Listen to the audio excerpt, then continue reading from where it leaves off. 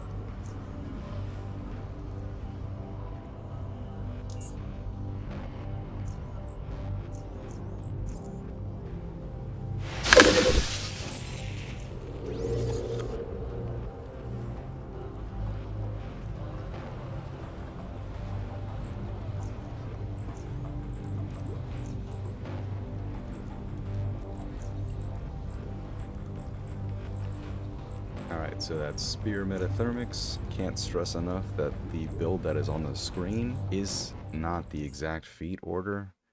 This happens every time where somebody asks me about the feat order being a little funky. I mean, it's pretty close to be honest, but it's not the exact way I would do things. I kind of just let people figure that out by themselves, and then also kind of based on what their needs are. Some people, like for instance with knives, maybe they'll pick cheap shots before fancy footwork, but I always go fancy footwork first. So, and that's just kind of like my play style.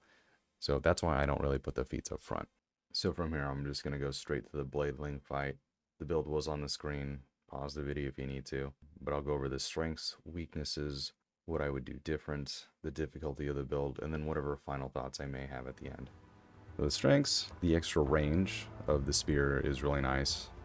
One of my favorite things to do is hold a choke.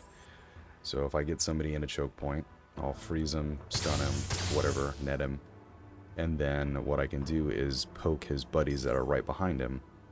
And nothing, they can't do anything, they're completely defenseless. If you do this with 3 stacks of chill on an enemy and then do cryostasis, then you have 6 turns of them not being able to do anything. In combination with LTI, it means you can get 3, almost 4 impales off, depending on like the timing of how you do it. So pretty good way to take care of enemies. It's a great stealth weapon for assassinations, as you could see in the previous video. Orb is super quiet, and it's just big explosive damage. You also have DK, so if you come across a group of 2, then you can impale 1, DK 1. If there's a third, then you can cryostasis. So it's, and then you have taser as well. That brings me kind of to the next point where this build has a ton of CC. So you have taser, DK, cryostasis, flash. You also have chill effects, so you can slow down enemies, like cut their movement by 30. Lots of CDs, so you benefit a lot from LTI. And originally I didn't want any TM on the build, but I noticed how many cooldowns I was going to have, and it was just too tempting to have something to reduce those cooldowns so I can use them frequently. So I always have something to do, essentially. It's really great for groups between sweep and orb. Shock sweep does a ton of damage, on top of also negating their dodge. So that's one of my faves. Sweep is also great for building taste for blood stacks if you use a nail bomb or orb right beforehand. A lot of enemies don't survive nail bomb and orb combo. That's a real strong one. It's really versatile with its armor and defense style. So you can go with super steel, or you can go with infused leathers. I personally like pig and cave hopper. I also use rat hound tabbies, so that way I could do dirty kick every 4 turns. I mean, it's even less with LTI. It's an incredibly efficient build. You really don't have that many repair kits that you need, because you don't use your spear a ton. My style is I typically kite, nail bomb first, then the orb, and then let them come to me. And then in 2 turns after that turn, because I usually cook my premeditation, and I will have orb up again on the 3rd turn, and then I hit them with another nuke. Most of the time there aren't any enemies left, but if there are, then I come up and hit them with an impale, or hit them with a sweep, or DK them. So as I mentioned, like, this is just a great weapon for kiting. You have a ton of range with cryo orb, cryokinesis, and then pre-med also gives you even more range. In terms of the weaknesses of the build, it does have a low sustain damage. It's got really great burst damage, but if you're not using one of your cooldowns, it's not amazing. Energy edge is pretty good, and so is shock, but in terms of getting out sustainable damage, it's one of the weaker ones I've played thus far. It relies on its cooldowns a lot. Luckily with LTI, you're not really short on cooldowns. You typically have something in your rotation that you can do. Personally, I don't think block is that great. It's okay on full metal armor, but it still has its risks. The problem with block is that obviously it only works on melee, but most melee enemies have some sort of a status effect that is dangerous, and you don't want them to hit you anyways. So for example, cheap shots or leper poison or crippling strike, or dirty kick, or headbutt, or siphon, or stuns from like pigs. In general, it doesn't mean that you have the freedom. It's nice, I guess, but typically I prefer to just keep the enemy at bay with all of my cooldowns and my kiting, and that seems to work better. So that's why I didn't get Spear Guardian.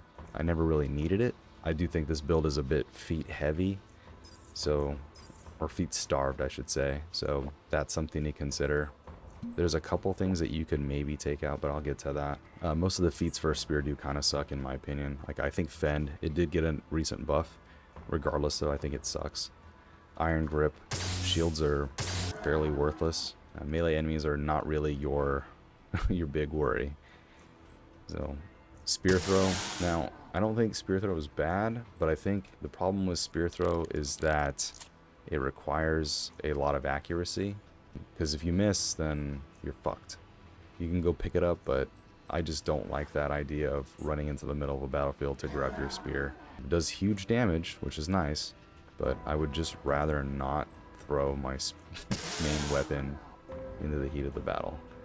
There's definitely opportunities to do it. The problem is, too, is that it's effective with darkness penalty, so I don't like using Spear Throw if I don't have night vision goggles. You could, you know, use a molly or something to light up the room, but still, it's just too much work for something that does overkill damage, and you already have range in this build between cryo orb, cryokinesis, etc.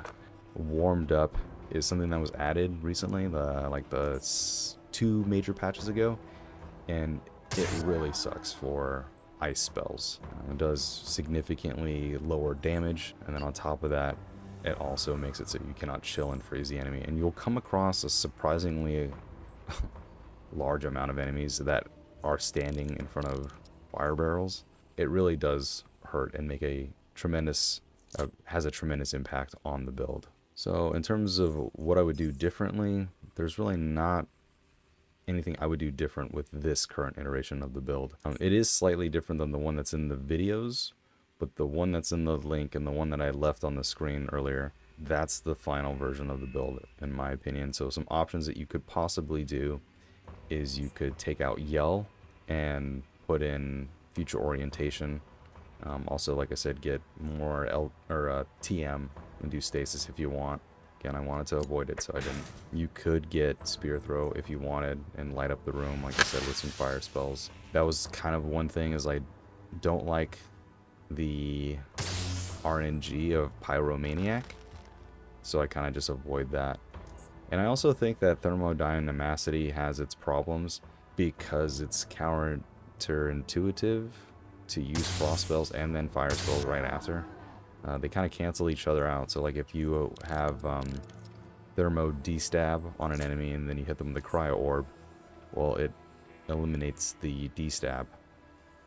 So like you don't get the benefit of that. Kind of kills the strength of that, you know. And induction shatters don't work with fire spells, as far as I know. I believe fire spells also remove the chill effect. So it's like, this school isn't super well thought out, in my opinion. I think it's better to kind of just stick with one branch of the school. So that's why I typically focus on ice spells. Though Cryo Shield does kind of suck. In terms of difficulty, I do think this is one of the easier builds that I've played. It could be that I just have a lot of experience at this point, but I do think that there's tools for just about everything. One thing, actually, that I'm now reminded of is I don't have exposed weakness. And I know many people would tell you that you need exposed weakness on melee builds, and I just don't see that at all. It's so easy to kite enemies, especially with like this sort of build or knives or fists or whatever. So it's really easy to kite the slower, tougher enemies. That's typically how it goes. If an enemy has a lot of armor, then they don't really have that much mobility. And of course there's exceptions, but for the most part, like, that is the case. And there's other ways that you can disable the enemy. Leave them till the fucking end if you need to. But between shock and energy edge, I really don't have trouble killing anything. Industrial bots go down, Naga go down. The only time where it's really tough is the quad Naga fight. But even then, between EMPs, corrosive acid, kiting, letting them blow themselves up, it's pretty doable. It's more than doable and not worth a feat. The only time I would need it is at the end of the game, and by then I'm like, I'm not gonna waste a feat for that, in my opinion. But I do love this build. This is great. I had a really fun time with it. The next build in my showcase series will either be the Immortal, well, sort of, and possibly the MTPK Psycho or Knife Thought Control. If someone has a preference, then just throw it out there and maybe I'll do it. I'm kind of up in the air on which one I want to do next. I'm having fun with all of them, so thanks for watching. I appreciate it. Oh, and any other suggestions, I'll take those as well. Please leave them.